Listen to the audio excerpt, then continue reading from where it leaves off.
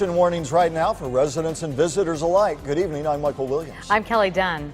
With more people off this week for the Thanksgiving holiday, the beach will be a popular destination if it warms up a bit.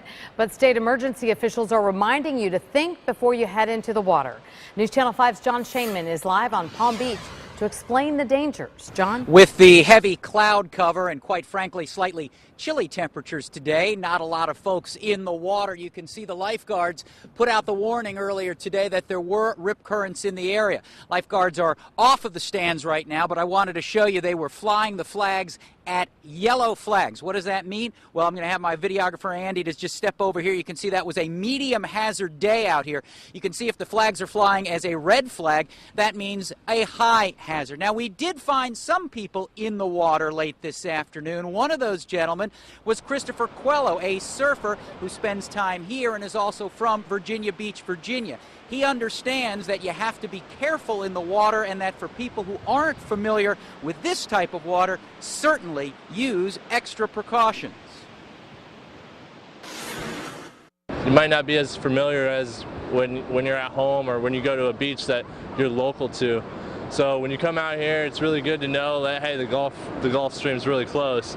We better watch out for these rip currents, especially when Florida's issuing warnings.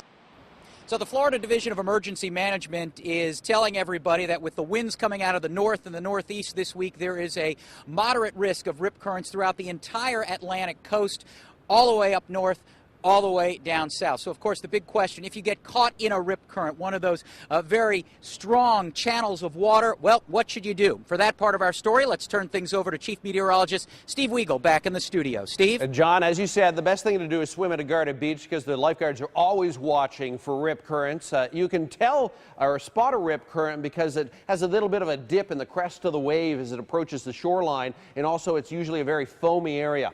In this diagram, though, if a swimmer gets caught, they'll get pulled out from the beach very, very quickly, and the tendency is to swim back directly toward the beach. You want to hit dry land again, but you'll never make it because the water is rushing out so quickly it'll keep dragging you out. What you want to do is get out of the rip current, even 30, 40 feet, and then swim parallel to the beach, either in this direction or this direction, and then you'll have a chance to get back toward the coastline. You won't have that water, that river of water pulling you back out. But swim at a guarded beach, that's your best bet to stay safe, especially this week because rip currents will stay up through Thursday and Friday too.